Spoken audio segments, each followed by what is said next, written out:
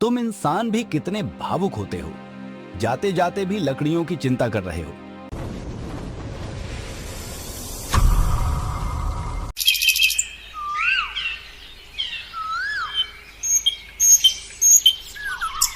माधव, जरा इन खाली बर्तनों की तरफ भी अपनी नजर डालिए। आखिर कब तक हम सिर्फ उम्मीदों के सहारे जिंदा रहेंगे? पूरे गांव में हमारी ही ऐसी बदकिस्मत चौखट है जहां महीने के 15 दिन चूल्हा सिर्फ राख उगलने के लिए जलता है। पड़ोस की स्त्रियां नए कपड़ों और गहनों की बातें करती हैं और मैं यहाँ सिर्फ 2 वक्त की रोटी के लिए तरसती रहती हूँ। भाग्यवान, तुम जानती हो कि मैं मेहनत करने में कोई कसर नहीं छोड़ता। सुबह सूरज निकलने से पहले जंगल जाता हूँ और शाम ढलले भारी बोझ उठाकर लौटता हूँ।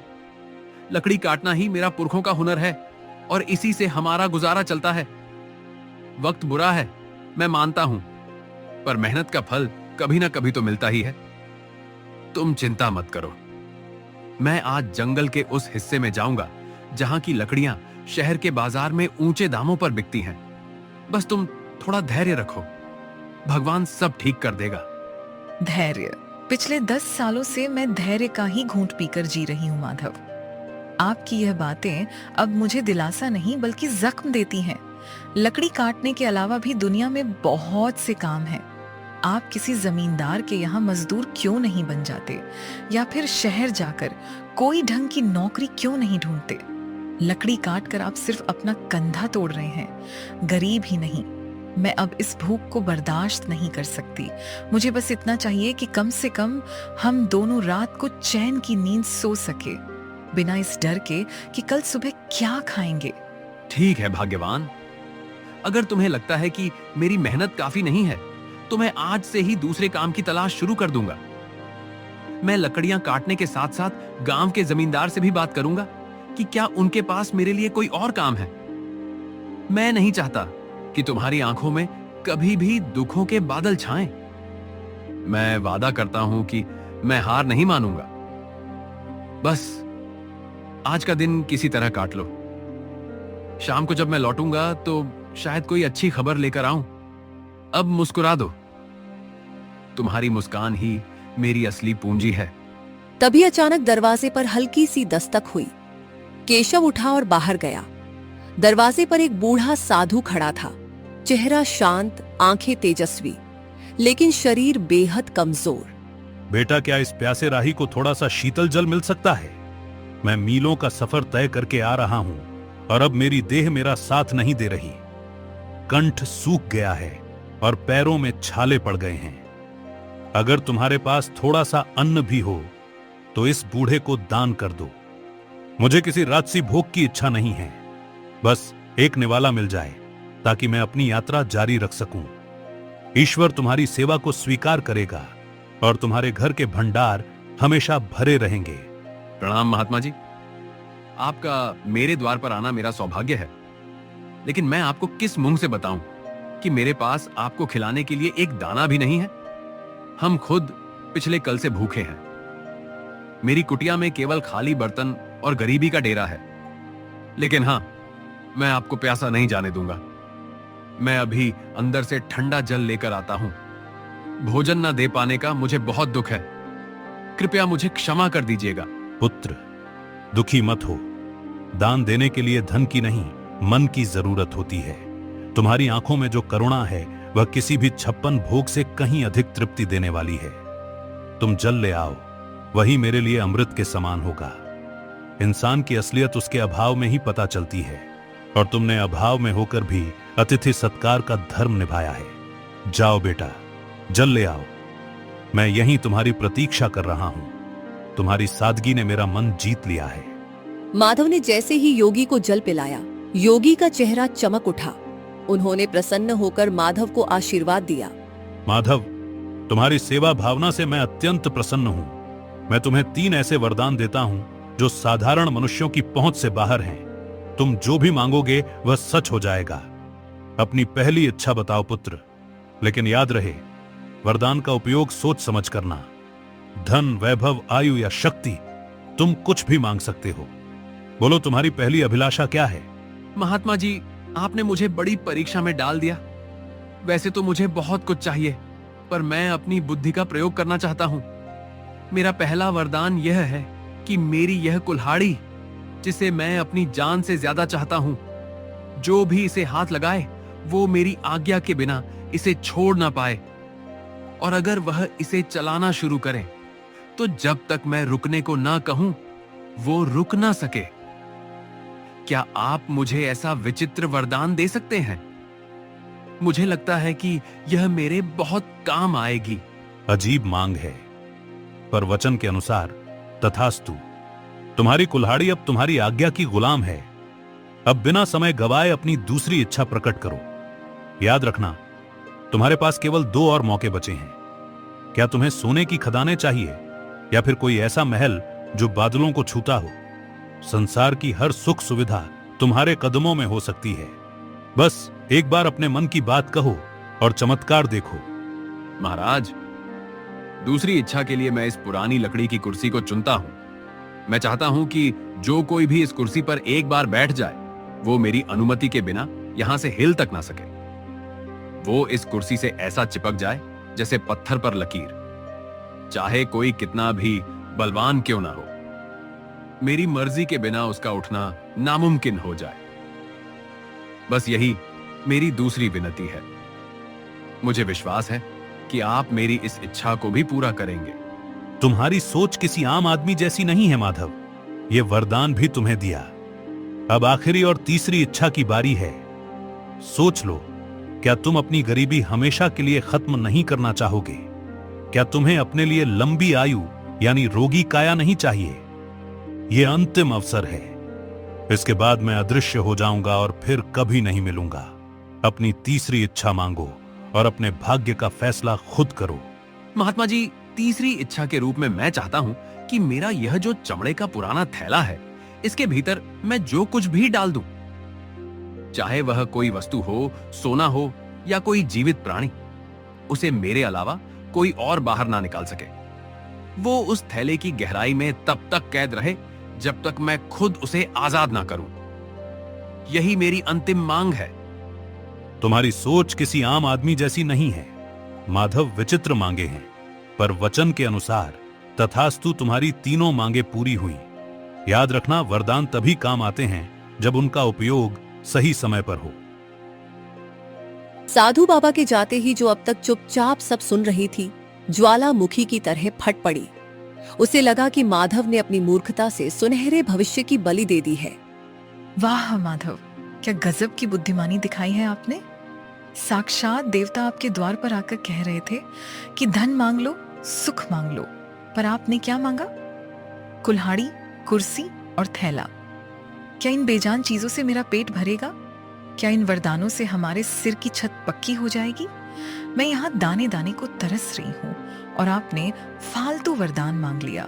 आज आपने साबित कर दिया कि आप कभी तरक्की नहीं कर सकते। काश वो वरदान मुझे मांगने का मौका मिलता तो आज मैं इस झोपड़ी को महल बना देती। भाग्यवान तुम जो देख रही हो वो केवल साधारण चीजें हैं, पर मैं जो देख रहा हूं वो एक सुरक्षा कवच है। कभी कभी सीधे तरीके से मांगा हुआ धन टिकता नहीं है, पर बुद्धि से बनाई गई संपत्ति सदा साथ रहती है। तुम मुझ पर भरोसा रखो।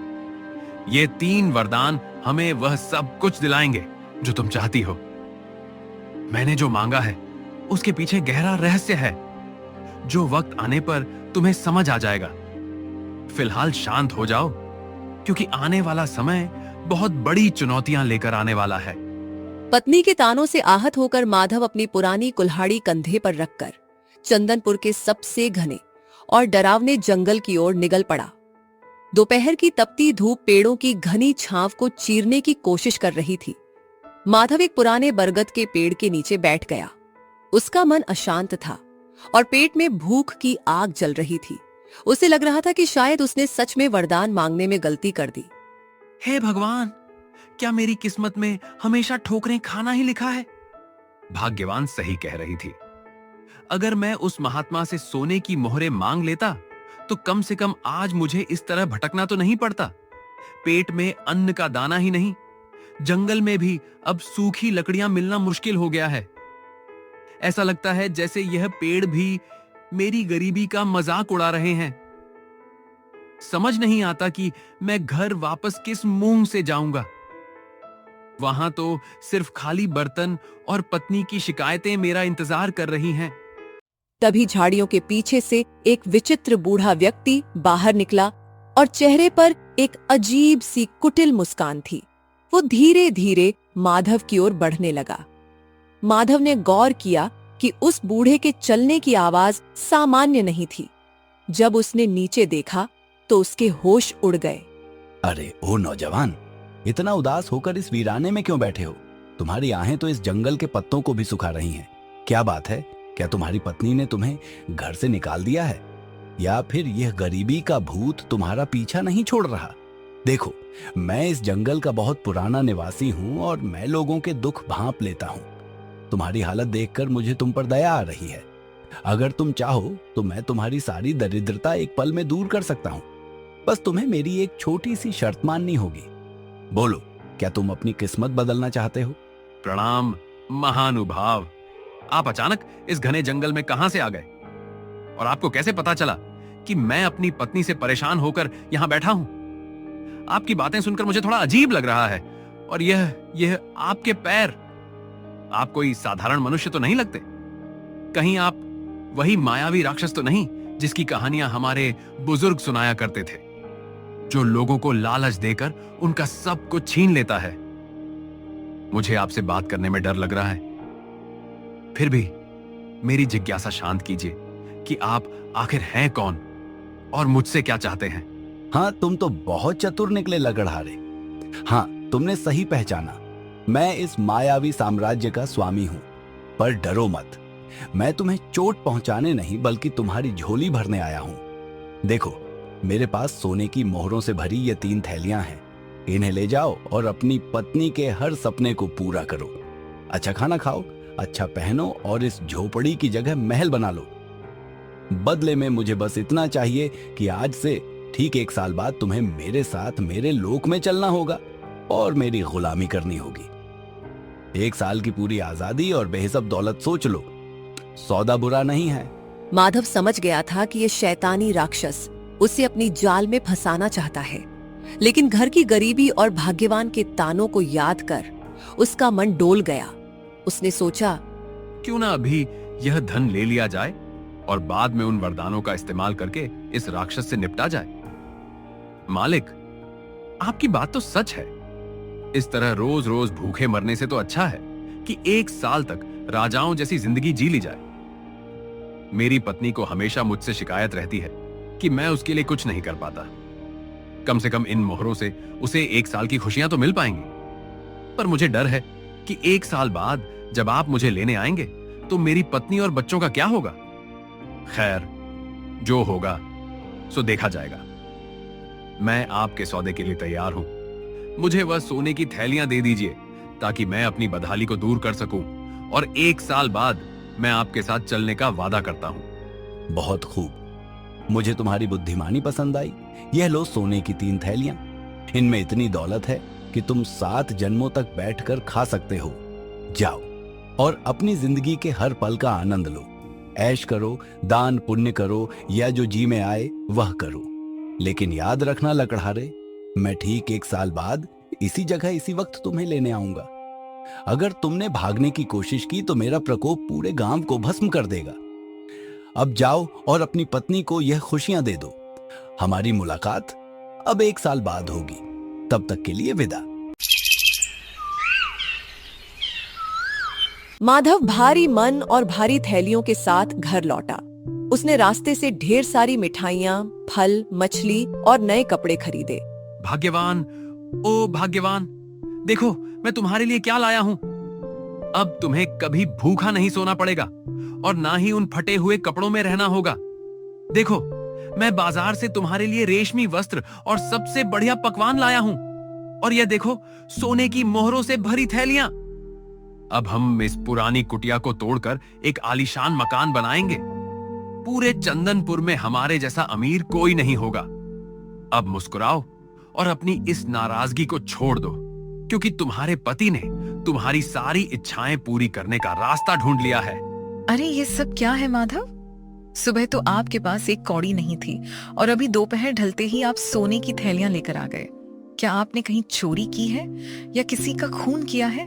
इतने सारे पैसे आपको भला कौन दे सकता है? और ये मिठाइयां, ये कपड़े, मेरा तो सिर चकरा रहा है। मुझे सच सच बताइए कि यह धन कहाँ से आया है? कहीं ऐसा ना हो कि इन सुखों के बदले हमें कोई बहुत बड़ी कीमत चुकानी पड़े। मुझे आपकी आंखों में वो खुशी नहीं दिख रही जो इतनी दौलत मिलने पर होनी चाहिए। आप कुछ छुपा रहे हैं ना? भाग्यवान, तुम बहुत सवाल पूछती हो। मैंने कोई चोरी नहीं की है। मुझे जंगल में एक बहुत बड़ा काम मिला है जिसके लिए मालिक ने मुझे यह पेशगी दी है। उन्होंने कहा है कि मैं 1 साल तक आराम करूं और फिर उनके काम पर लौटूं। बस तुम इतना समझ लो कि अब हमारे अच्छे दिन आ गए हैं। आने वाले 1 साल में हम वह सब करेंगे जो हमने कभी सोचा भी नहीं था। जो भविष्य में होगा उसकी चिंता आज क्यों करना? अभी तो बस इस भोजन का आनंद लो और अपनी खुशियां मनाओ। बाकी सब मुझ पर छोड़ दो। समय अपनी गति से चलता रहा। माधव, आज साल का आखिरी दिन है और आप सुबह से पागलों की तरह इस पुरानी कुल्हाड़ी को क्यों खो रहे हैं? हमारे पास अब सोने की कमी नहीं है, फिर भी आप इस फटी पुरानी कुल्हाड़ी और लकड़ी की बेकार कुर्सी को अपनी जान से ज्यादा संभाल कर रखते हैं। मुझे सच सच बताइए, वो मालिक कौन है जिसने आपको इतना धन दिया और आज वो आपको कहाँ ले जाने वाला है? आपकी चुप्पी मुझे अंदर ही अंदर खाई जा रही है। क्या हम हमेशा के लिए जुदा होने वाले हैं? अगर ऐसा है तो मुझे यह धन दौलत नहीं चाहिए, मुझे बस अपने पति का साथ चाहिए। क्या आप मुझ पर इतना भी भरोसा नहीं करते कि अपनी परेशानी मुझे बता सके? व्यर्थ ही घबरा रही हो। मैंने तुम्हें पहले भी कहा था कि वक्त आने पर सब पता चल जाएगा। आज वह घड़ी आ गई है। जो धन हम पिछले 1 साल से इस्तेमाल कर रहे हैं वह कोई साधारण धन नहीं था। उसे पाने के लिए मैंने अपनी जान का सौदा किया है। लेकिन घबराओ मत, मैंने उस महात्मा से जो 3 वरदान मांगे थे वह आज हमारी रक्षा करेंगे। तुम बस इतना करो कि जब वह अतिथि यहां आए तो तुम घर के अंदर रहना और चाहे जो हो जाए बाहर मत आना। आज मैं दिखा दूंगा कि एक साधारण इंसान की बुद्धि बड़े से बड़े मायावी को कैसे परास्त कर सकती है। बस मुझ पर विश्वास रखो और प्रार्थना करो। वो बूढ़ा आदमी अब अपने असली रूप में था, एक भीमकाय राक्षस जिसकी लंबी सींगें थीं और आंखों से अंगारे बरस रहे थे। अरे समय समाप्त हुआ। देखो, मैं अपना वादा निभाने आ गया हूं। तुमने 1 साल तक मेरे धन पर खूब ऐश की, अच्छे पकवान खाए, पर अब भुगतान का समय है। चलो अपनी यह कुल्हाड़ी उठाओ और मेरे पीछे चले मेरे लोक की ओर चलो। वहां तुम्हें अनंत काल तक मेरी गुलामी करनी होगी। अब देर मत करो, मेरी भूख बढ़ रही है और मुझे इंसानों को तड़पाने में बड़ा मजा आता है। क्या तुम तैयार हो अपने मालिक के साथ चलने के लिए, या फिर मुझे तुम्हें घसीट कर ले जाना पड़ेगा? अपनी पत्नी से विदा ले लो, क्योंकि अब तुम उसे कभी दोबारा नहीं देख पाओगे। प्रणाम मालिक, आप आ गए। मैं तो आपका ही इंतजार कर रहा था। भला मैं अपने वादे से कैसे मुकरर सकता हूं? मैं चलने के लिए बिल्कुल तैयार हूं। आखिर आपने मुझे 1 साल तक राजाओं वाली जिंदगी जो दी है, लेकिन मालिक जाने से पहले मेरी एक छोटी सी विनती है। देखिए, मैंने अपने बच्चों के लिए यह ढेर सारी लकड़ियां इकट्ठा की हैं ताकि मेरे जाने के बाद उन्हें सर्दी ना लगे। बस इतनी सी लकड़ियां काटनी बाकी रह गई हैं। अगर आप महानता दिखाते हुए अपनी दिव्य शक्ति से इन 2-4 कुंदों को फाड़ दें तो मैं चैन से आपके साथ चल सकूंगा। आपके लिए तो यह पल भर का काम है। क्या आप अपने इस सेवक पर इतना सा उपकार करेंगे?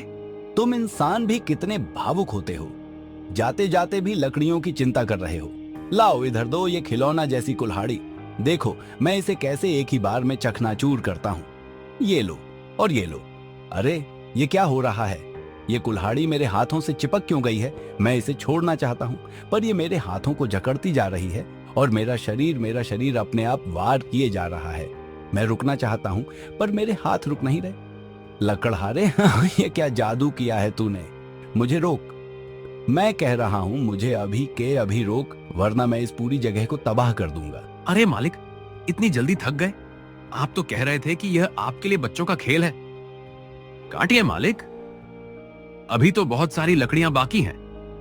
आप शायद भूल गए इस कुल्हाड़ी को जो भी पकड़ता है वो मेरी आज्ञा के बिना इसे छोड़ नहीं सकता, और जब तक मैं ना कहूं वह रुक भी नहीं सकता। अब काटते रहिए लकड़ियां पूरी रात। मुझे तो अब नींद आ रही है, मैं जाकर थोड़ा आराम करता हूं। जब आप थक कर चूर हो जाएं और आपकी हड्डियां जवाब देने लगे, तब मुझे पुकारिएगा। तब तक इस मुफ्त की मजदूरी का आनंद लीजिए। महाबली राक्षस राज। बेटा माधव, मुझे बचा ले। मैं हार गया। तुम्हारी बुद्धि के आगे मेरी माया फेल हो गई। मेरे हाथ अब फटने वाले हैं। मेरा दम घुट रहा है। कृपया मुझे इस कुल्हाड़ी के चंगुल से आजाद कर दो। मैं कसम खाता हूं कि मैं तुम्हें अभी नहीं ले जाऊंगा। मैं तुम्हें 1 और साल की मोहलत देता हूं और साथ में 3 और सोने की थैलियां भी दूंगा। बस मुझे इस नरक से निकालो। मैं अब एक पल भी यह कुल्हाड़ी नहीं चला सकता। मुझ पर दया करो। अच्छा, तो अब आप रास्ते पर आए। 1 साल की मोहलत और 3 थैलियां। नहीं नहीं मालिक, इतना कम तो मेरी मेहनत का हर्जाना भी नहीं है। अगर आप आजाद होना चाहते हैं तो आपको मुझे 5 थैलियां सोने की मोहरें देनी होंगी और वादा करना होगा कि आप अगले 2 साल तक इधर नजर भी नहीं आएंगे। अगर मंजूर है तो मैं कुल्हाड़ी को रुकने का आदेश दूं। मंजूर है, मुझे सब मंजूर है। 5 क्या तुम 7 थैलियां ले लो, पर मुझे इस जादुई फंदे से छुड़ाओ। मैं अगले 2 साल तक इस गांव की सीमा में भी कदम नहीं रखूंगा। ये लो तुम्हारी सोने की थैलियां। मैंने अपनी माया से उन्हें तुम्हारे आंगन में प्रकट कर दिया है। अब बस इस कुल्हाड़ी को रुकने को कहो। मेरी शक्ति अब जवाब दे रही है। माधव ने कुल्हाड़ी को रुकने का आदेश दिया। कुल्हाड़ी तुरंत राक्षस के हाथ से छूटकर गिर गई। राक्षस बिना पीछे मुड़े वहां से भाग खड़ा हुआ। समय का पहिया अपनी गति से चलता रहा और देखते ही देखते 2 साल का लंबा अरसा बीत गया। आज 2 साल पूरे होने को है। पिछली बार आपने उस राक्षस को अपनी जादुई कुल्हाड़ी से धूल चटा दी थी, लेकिन मुझे डर है कि वह इस बार और भी ज्यादा तैयारी के साथ आएगा। क्या आपको नहीं लगता कि हमें यह गांव छोड़कर कहीं दूर चले जाना चाहिए? ये ऐशो आराम, यह महल सब बेकार है अगर आप सुरक्षित नहीं हैं। मेरी रातों की नींद उड़ गई है। हराहट पर मुझे वही भयानक चेहरा याद आता है। भाग्यवान, तुम व्यर्थ ही अपने मन को अशांत कर रही हो। भय शत्रु की सबसे बड़ी शक्ति होती है और मैं उसे यह शक्ति नहीं देना चाहता। मैंने उन महात्मा से जो वरदान मांगे थे वह केवल खिलौने नहीं थे, बल्कि आत्मरक्षा के अचूक अस्त्र थे। आज की शाम हमारे लिए एक नई परीक्षा है और मैं इसके लिए पूरी तरह तैयार हूं। ओ लकड़हारे, बाहर निकल। आज 2 साल पूरे हो गए हैं और तेरा काल द्वार पर खड़ा है। तूने पिछली बार मुझे अपनी उस घटिया कुल्हाड़ी से बेवकूफ बनाया था, लेकिन याद रखना कि एक ही चाल 2 बार काम नहीं आती। इस बार मैं ना तो तेरी किसी चीज को हाथ लगाऊंगा और ना ही तेरी बातों में आऊंगा। अरे मालिक, आप आ गए। मैं तो कब से आपकी प्रतीक्षा कर रहा था। आप तो बाहर ही रुक गए। क्या आप अपने इस पुराने सेवक से इतना डर गए हैं? देखिए, मैं तो चलने के लिए बिल्कुल तैयार खड़ा हूं। पिछली बार जो हुआ उसके लिए मैं आपसे क्षमा चाहता हूं। वह तो बस एक मजाक था। आइए, अंदर आइए। आप इतनी दूर से थके हारे आए होंगे, कम से कम थोड़ा विश्राम तो कर लीजिए। देखिए, मैंने आपके स्वागत के लिए आंगन में अपनी सबसे आरामदायक कुर्सी रखी है। बस 5 मिनट वहां बैठिए। मैं अपनी पत्नी से विदा लेकर और अपना थोड़ा सामान समेटकर तुरंत आपके साथ चलता हूं। राक्षस माधव की बात सुनकर सोच में पड़ गया। उसे लगा कि माधव शायद हार मान चुका है। उसने चारों तरफ देखा। वहां ना तो कोई कुल्हाड़ी थी और ना ही कोई हथियार। आंगन के बीचों बीच बस एक साधारण सी लकड़ी की कुर्सी रखी थी। अपनी थकान और माधव की विनम्रता को देखते हुए राक्षस ने सोचा, थोड़ा आराम करने में कोई बुराई नहीं है। लगता है तुझे अब अपनी असलियत समझ आ गई है। अच्छा है कि तूने सरेंडर कर दिया, वरना मैं आज बहुत गुस्से में था। खैर, तू कहता है तो मैं 5 मिनट यहाँ बैठ जाता हूँ, पर याद रखना, अगर तूने कोई चालाकी की तो तेरा अंजाम बहुत बुरा होगा। यह कुर्सी तो सच में बहुत आरामदायक है। अब जा, जल्दी से अपना सामान ले आ और अपनी पत्नी को आखिरी बार देख ले। मैं यहाँ बैठ के तेरा इंतजार कर रहा हूँ। अरे मालिक, आपको कुर्सी पसंद आई? यह जानकर मुझे बहुत प्रसन्नता हुई। पर क्या आप जानते हैं, यह कुर्सी जितनी आरामदायक बैठने में है, उठने में उतनी ही कष्टदायक है। जरा कोशिश तो कीजिए उठने की। क्या हुआ मालिक? आप तो हटने का नाम ही नहीं ले रहे। लगता है आप मेरी इस तुच्छ कुर्सी के प्यार में पड़ गए हैं। मैंने आपको बताया नहीं था कि जो भी इस कुर्सी पर एक बार विराजमान हो जाता है वो मेरी आज्ञा के बिना यहां से हिल तक नहीं सकता। राक्षस ने पूरी ताकत लगा दी। उसने जोर जोर से चिल्लाया और अपनी मायावी शक्तियों का उपयोग किया, पर वो कुर्सी से टस से मस ना हुआ। ऐसा लग रहा था जैसे वो कुर्सी का ही एक हिस्सा बन गया हो। वो जितना जोर लगाता कुर्सी उसे उतना ही कसकर जकड़ लेती। हार मानकर वो फिर से गिड़गिड़ाने लगा। माधव, ये तूने फिर से मेरे साथ क्या किया? मुझे छोड़ दे। मैं इस कुर्सी से चिपक गया हूं। मेरी हड्डियां चटक रही हैं। मुझे लगा था तू सुधर गया होगा, पर तू तो पहले से भी ज्यादा खतरनाक निकला। मुझे इस कैद से आजाद कर दे। मैं वादा करता हूं कि मैं तुझे कभी अपने लोक नहीं ले जाऊंगा। मुझे बहुत दर्द हो रहा है लकड़हारे। क्या तुझे मुझ पर दया नहीं आती? मैं कसम खाता हूं कि मैं फिर कभी इधर नहीं आऊंगा। बस मुझे इस लकड़ी के शैतान से अलग कर दे। आप एक राक्षस होकर दया की बात कर रहे हैं? आप तो मुझे खत्म करने आए थे। देखिए मालिक, मैं कोई बुरा इंसान नहीं हूं, पर मैं अपनी सुरक्षा करना जानता हूं। अगर आप आजाद होना चाहते हैं तो पिछली बार से दुगनी कीमत चुकानी होगी। मुझे 10 थैलियां सोने की मोहरें चाहिए, और इस बार आपको वादा करना होगा कि आप अगले 5 सालों तक इस इलाके की तरफ मुड़कर भी नहीं देखेंगे। अगर आपको यह सौदा मंजूर है तो कहिए। मंजूर है, मुझे सब मंजूर है। 10 क्या मैं तुझे 20 थैलियां दूंगा? बस मुझे यहां से उठा।